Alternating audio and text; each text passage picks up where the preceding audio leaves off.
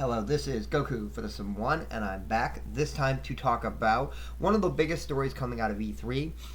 And ironically, it's a 5-minute video that's got a lot into it, and a lot of people are talking about it. And that is the Wii U Zelda game. We don't know what it's called yet. We know very little about it. So I'm going to talk about generally about it, and then I'm going to talk about the big thing that people have been talking about it. So they come out and they talk about how the game is going to be open world, and I'm thinking more Skyrim. I'm not thinking a Link Between Worlds where you can go anywhere, but you still have to do things normally. I'm thinking you're going to be able to climb mountains and stuff like that. You might need equipment and things like that, and that's the very Zelda way of doing things. That you might have to go on a quest to get mountain climbing gear, but then you can climb a mountain, and that would also if you do it that way, you can also entwine new things like mountain climbing gear and stuff like that. And so I do think that's the route they're going to go. The world looked vast, but the world also looked empty, and that's not a negative. I'm just saying that my critical brain is going, hey, wait, what time period is this? And I think I might have a theory here that this is not all of my own, but I think I might know where this takes place. I think the world looks vast. I think the interactions and things you can see, like you can see some sheep and a sheep herder and that big monster that you saw. I think that was really cool, and I like the technology arrow that that the character used and all that. And I think all of that was really awesome. I think the game looks freaking fantastic. I don't mind the shell-shaded look. I think that's fine. It has kind of a Skyward Sword mixed with a Wind Waker look. I actually like Wind Waker, and I have not gotten on the Wii U yet, but I'm going to be getting it soon, and I cannot wait to play that game. I have not beat it. I owned it on the GameCube, and I owned it day one, basically, but I never beat it because of some of the things in the original game that just got me to not beat it. But I'm a big Zelda fan, and this game really got me psyched, and it really got my critical brain thinking, because even though it's quick, there's still a lot there. You don't think there's a lot there at first, but then there is a lot there, and it's really exciting. It's really exciting to look at how this world is and where you can go, and the point of if you see it, you can go there. That's becoming a really big thing in games today. And I'm happy Zelda is taking part. Now, Zelda technically always had that, but the fact that you can go there from the start, that you don't have to go a linear path, is really cool. And if they don't do the Dark Light World or Adult Kid Link or whatever, if they don't do that where you can go anywhere, but you can go anywhere in this limited area, in this limited thing you have now, but then once you get to the next thing, you can go anywhere there. If they don't do something like that, that could be really cool to be able to go to the second to last dungeon, because you can't go to the last one. You're going to need something to get in there right away. That would be awesome.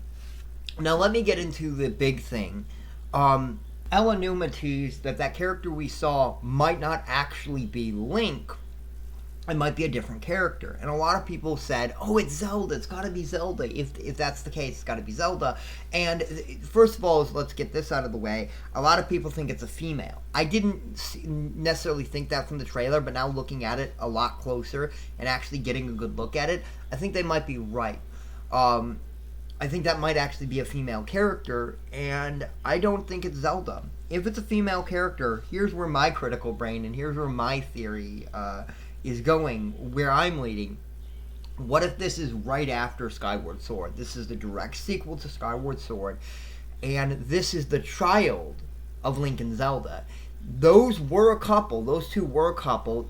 It's not a problem that they had a child together, and this is, and that child could be the next hero.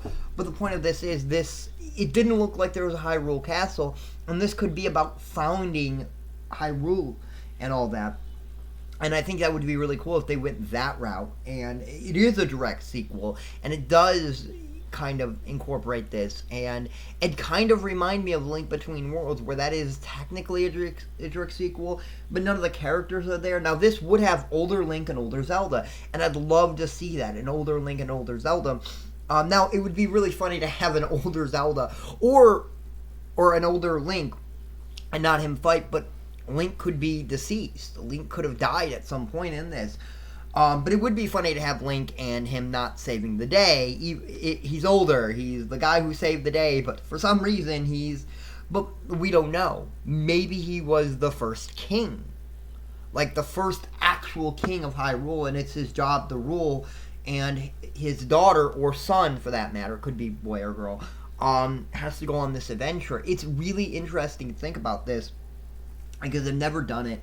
And Link doesn't have to be the protagonist in every Zelda game. He should be primarily the main character in most of them. But you can have a game or two. I like this idea of having a female Link, an older Link. I like the idea of playing that, and now having Link's heir is really cool, and it be Link and Zelda's heir. That would be really awesome. So I really think this is cool. I can't wait for confirmation. I think this is freaking awesome. That this little 1.5 minute scene of the game, because the video is longer, but the actual trailer is like 1.5 minutes, is actually getting us to talk this much. That shows that Nintendo knows what they're doing. This isn't a bad trailer. This is a great trailer because they got us thinking. They got us critically thinking of what this actually is. So yes, please leave a comment below telling me what you think. This was Goku for the Sim 1, and I'll see you next time. YouTube.